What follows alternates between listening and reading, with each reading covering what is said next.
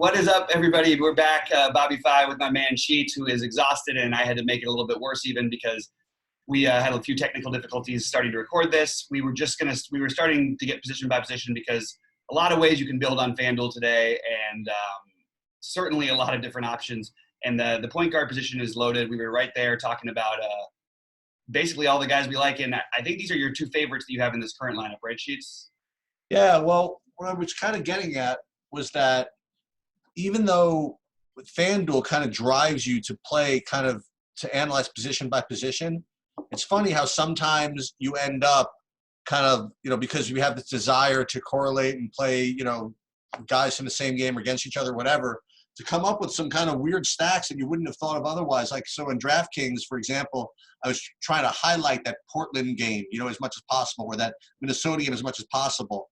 But you'll see as we start to go through some of these plays, you'll end up with like multiple guys from games that you wouldn't have thought you would end up with, So like for example, like right now, I have Luka and Kyle Lowry as my top two point guards. But as we were kind of discussing before the internet went out or whatever, was that you could just drop down just like a little bit in your priorities and end up with some kind of cool correlations. Like if you wanted to go down to Brogdon, for example, then you can play, you want to go run him with Oladipo or run it back with someone like Barrett or somebody like that who's really, really cheap.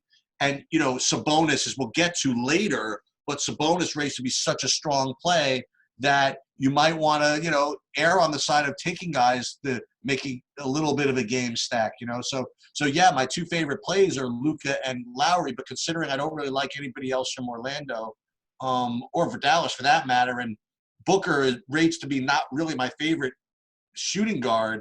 I'm curious to see where the build actually takes me by the time I'm done with it. So, yeah, Luka and Lowry, though, are my two favorite point guards, followed by kind of a chalky-ish Brogdon and Ball. And I'll let you talk about some of the Cleveland guys that could lead us to an interesting pairing later.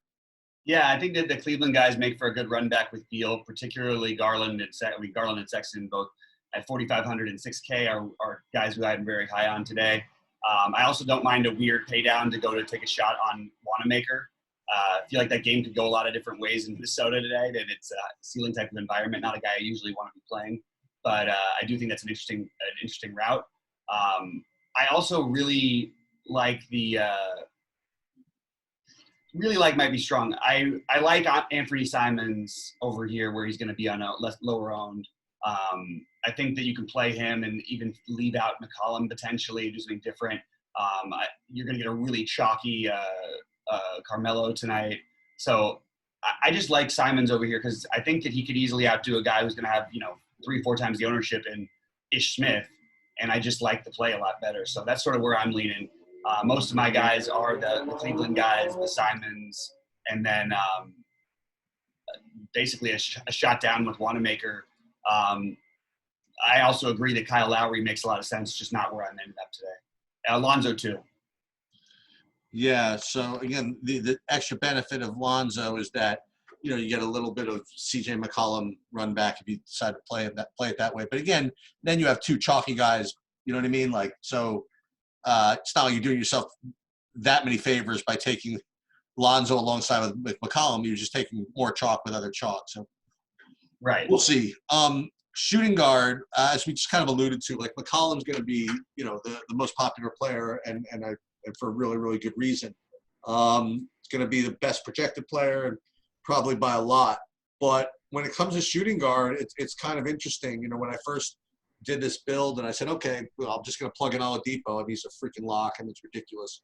Then you start looking at some of these other possibilities that, if ownership takes a certain route, that there's very reasonable alternatives to an Oladipo. Like you could argue, like one place I'm looking has Marcus Smart just as a much better value points per dollar than Oladipo, and he's he obviously has more raw points also. So Marcus Smart's a very, very strong play.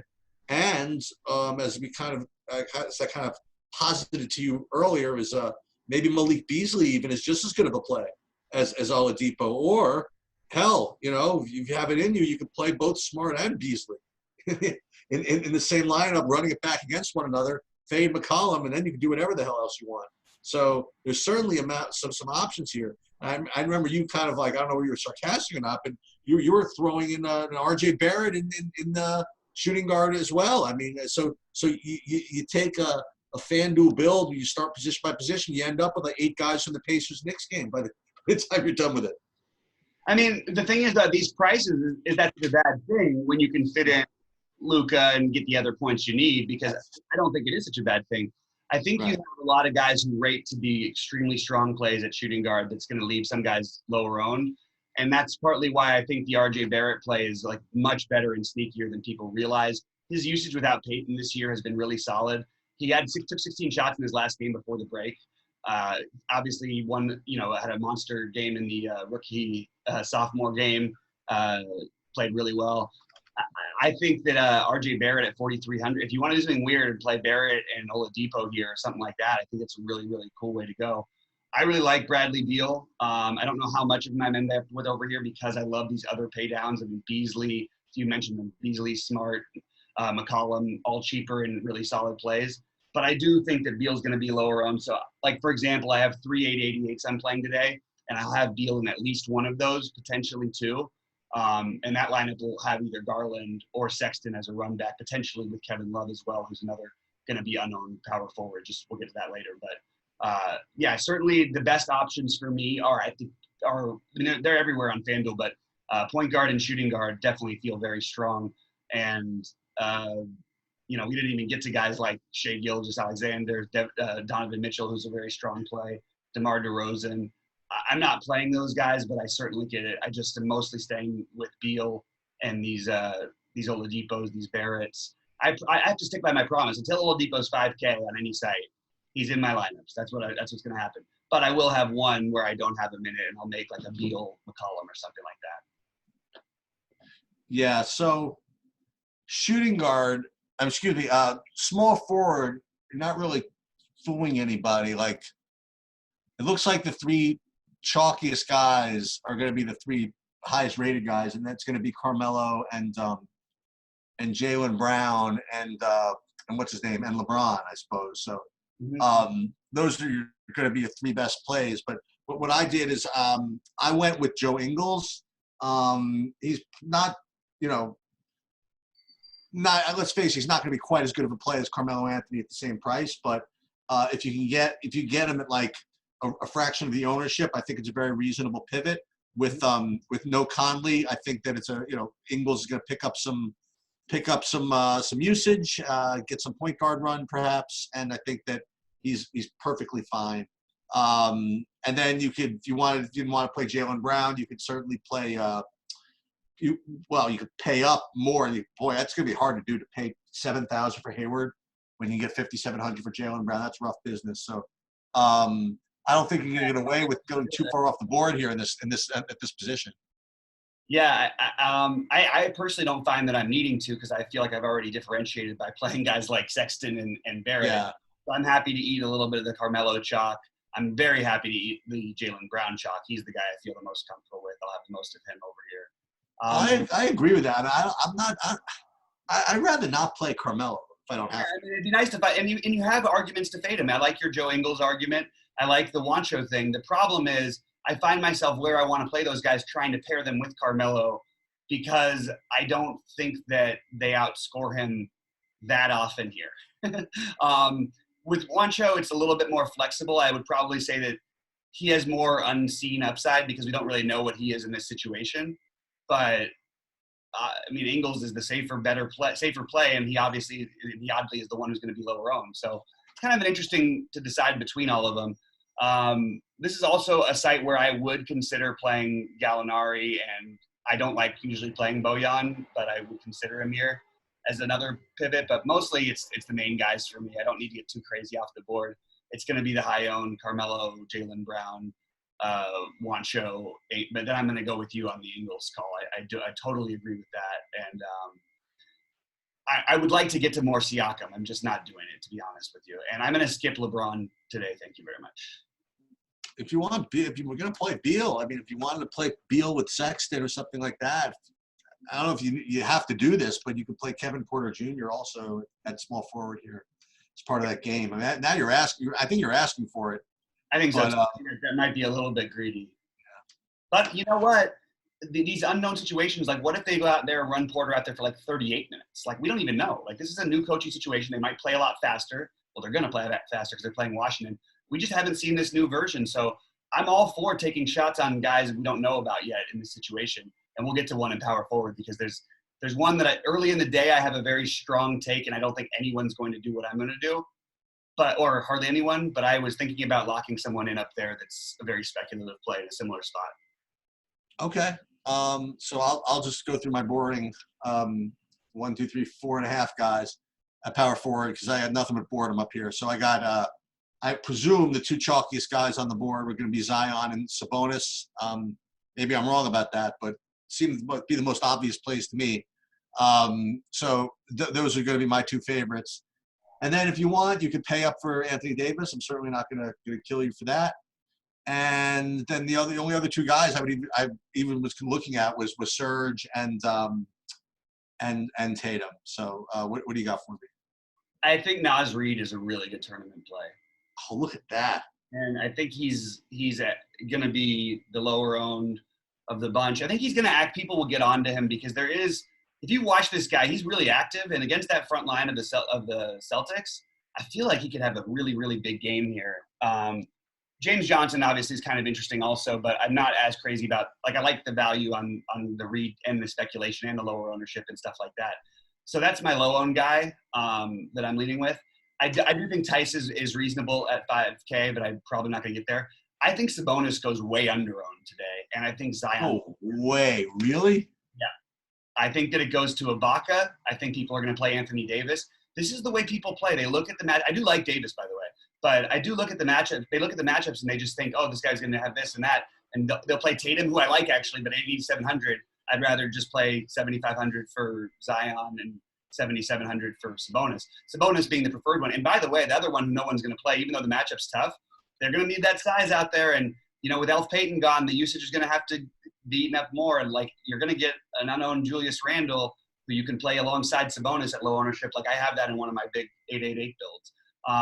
Kevin Love is a strong play at 7K that no one's going to play if you're going to play that Beal angle and get a little of that stack.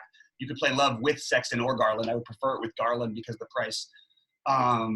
And then the other guy over here that's in play is Royce O'Neal at minimum cost, just because it's minimum cost and what should be a pretty up and down game. I like a lot of things at this position more than other people do, so I'm not going to lock Naz Reid in like I thought. But right now, I do currently have in 2 of my big buy-ins. And other than that, it's the guys I mentioned: Sabonis, Randall, James Johnson, Zion. That's the core. There's like 6 guys basically that I'm gonna end up rotating through. This is why I'm not a projector. I don't see a world where Zion and Sabonis do not flat outscore Tatum. Well, I've been watching Tatum a little bit lately, to be honest, and this is not the same guy. He's okay. I think he's taken a step. But I also think that, I mean, first of all, Sabonis does it every night, and Zion is going to be a 9K player like in no time. I'm telling you. Yeah. Okay. So center, as I kind of alluded to earlier, talking about DraftKings more, but I have in this particular lineup Dwight Howard. But let me talk about. I love it. Who my chalky guys are. So, Whiteside and Gobert look like very, very strong plays. 8,500 for Whiteside over here looks really, really tough. And Gobert, 8,200, not as good. So Whiteside, I guess, is the best play. I guess he's going to get a lot of ownership also. So if you didn't want to go to there, or you spent all this money in other positions like I did, you need to find someplace that's cheaper. Then you're looking at Steven Adams, who I could probably put in this lineup, actually. Steven Adams is going to be the usual good value that he always is. And then you could take a flyer with Thomas Bryant maybe, but I kind of like Dwight Howard here. Interesting. Definitely not something I was considering. But it's interesting. So you're going to have such insane chalk on Whiteside, and I really like him over here. Just, also the block upside, all the things.